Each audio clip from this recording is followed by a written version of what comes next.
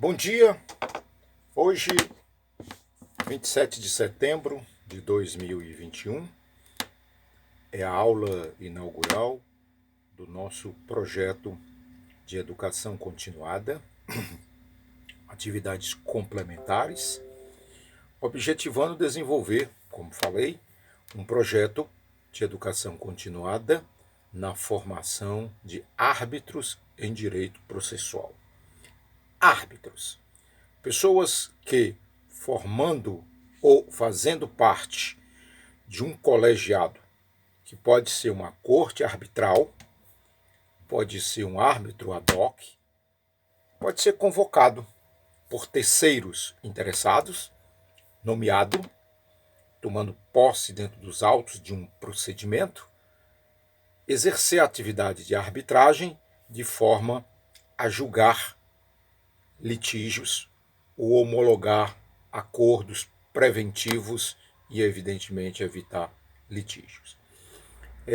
Meu nome é César Augusto Venâncio da Silva, sou pós-graduado em Direito Processual Civil e Direito Civil pelo Centro Universitário Favene, Faculdade Favene. Não advogo, não tenho capacidade postulatória, não tenho inscrição na OAB, mas a atividade de árbitro é totalmente distinta, totalmente diferente da atividade de juiz togado, de advogado e árbitro processual. Decidimos instituir, quem decidimos? O Instituto Inespec, um instituto reconhecido como entidade de utilidade pública na cidade de Fortaleza, que já opera desde 2007, tá? E já desenvolve diversas atividades na área da arbitragem. Eu já estive árbitro, hoje eu digo que sou árbitro porque faço dessa atividade uma atividade profissional permanente e venho sendo sempre indicado para acompanhar procedimentos e, nesses procedimentos, como árbitro, atuar de acordo com o artigo 18 da Lei 9.307, como juiz de fato e de direito. Bem recentemente, tive a oportunidade de estar com um grupo de pessoas, especificamente em Rondônia e também em Roraima. Tive a oportunidade de conhecer uma árbitra e desenvolvemos uma ideia de desenvolver um curso, não para formar juiz arbitral, porque nós vamos conversar nessa aula introdutória alguns aspectos que eu considero extremamente importantes no início de um curso de formação de árbitro.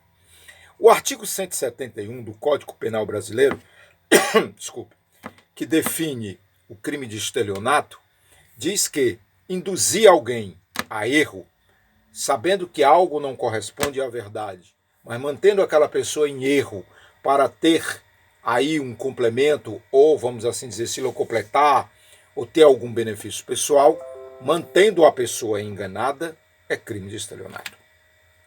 Declarar em documento público ou privado, que é o artigo 171, estelionato. Declarar em documento público ou privado um fato que não corresponda à verdade, ou inserir algo dentro desse documento que possa gerar direitos e possa gerar, obviamente, também deveres, não correspondendo à verdade, é o que eu sempre digo. A mentira escrita e assinada é crime. Portanto, é o crime de falsidade ideológica.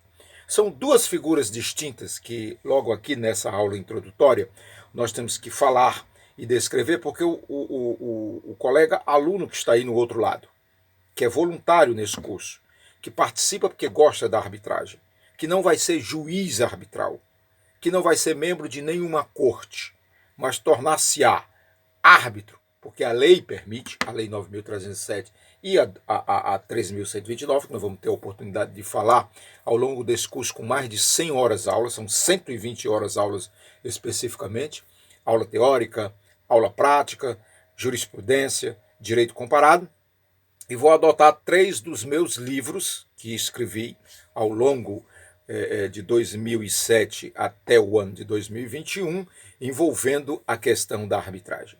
Farei uso também, personalíssimo, além de outras referências bibliográficas, de centenas de sentenças que já tive a oportunidade de prolatar, de julgar em procedimentos dos mais diversos. A nossa intenção aqui, repito, como vai ficar bem claro nessa aula introdutória, que eu vou dividi-la em blocos. Nesse momento eu estou ao vivo no Facebook, logo mais estaremos no YouTube, e depois essa aula vai permanecer no site do professor César Venâncio, do curso de arbitragem.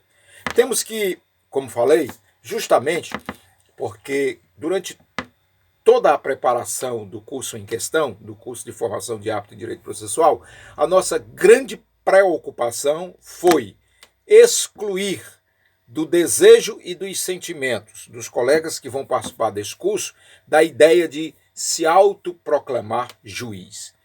Árbitro em direito não é juiz. Nós vamos entender o que é um juiz estadual, o que é um juiz federal, o que é um desembargador estadual ou um desembargador federal, o que é um ministro de uma corte como o STJ, o que é um ministro do STF.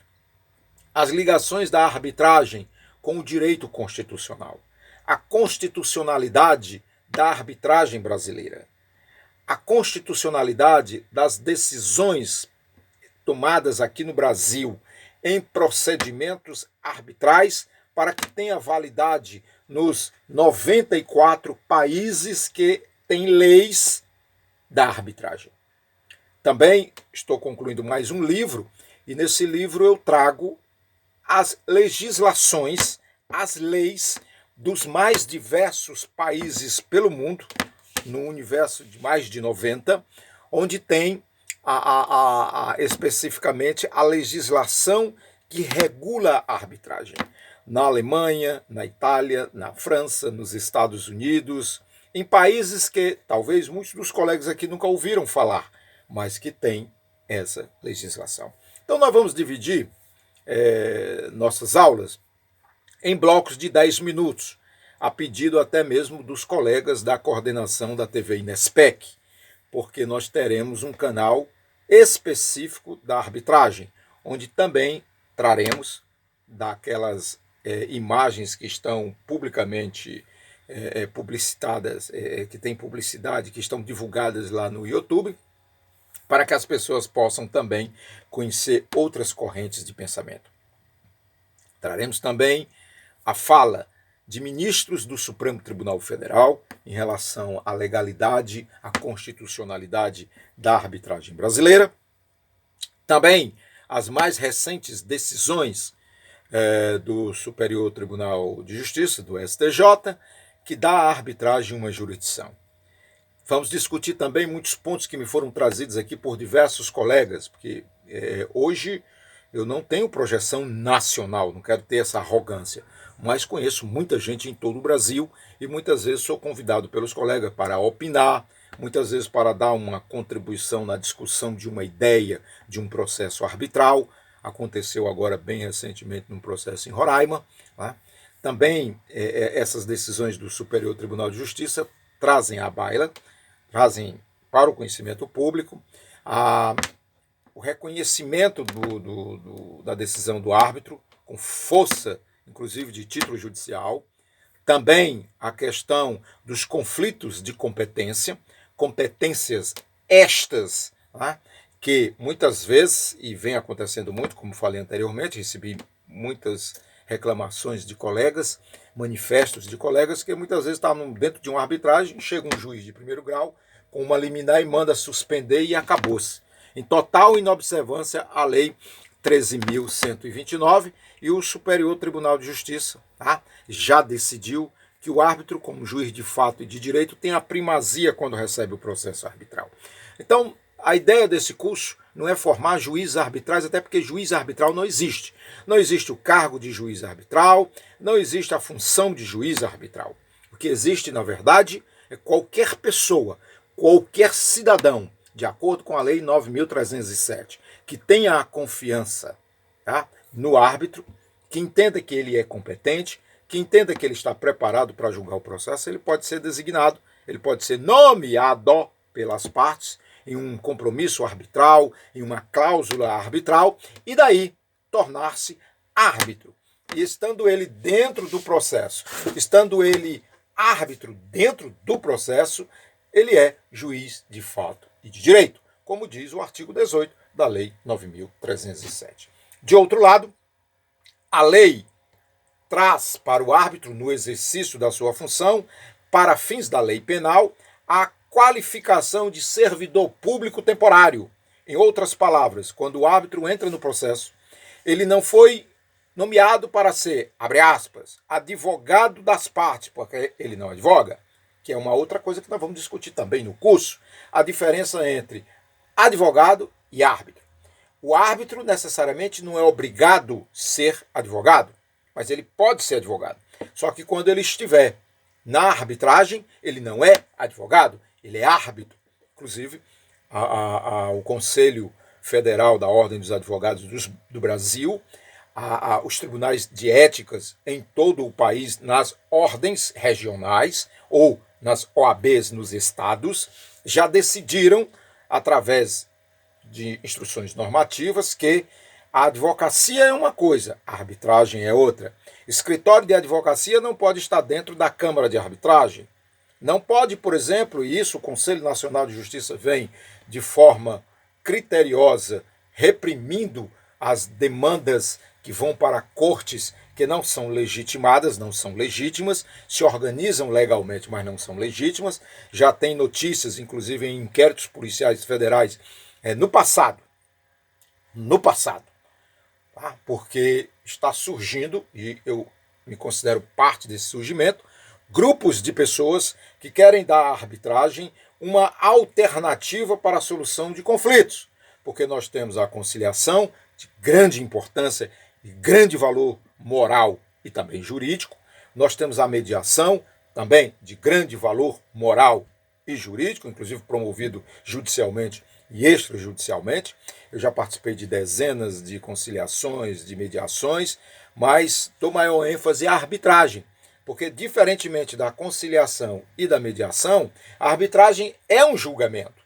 É o julgamento de um procedimento, é o julgamento de um processo. E a decisão final tem a mesma validade que tem um juiz federal, a sentença de um juiz federal, a sentença de um juiz lá em Mato Grosso do Sul, lá em São Paulo, no Rio de Janeiro, no Ceará e etc.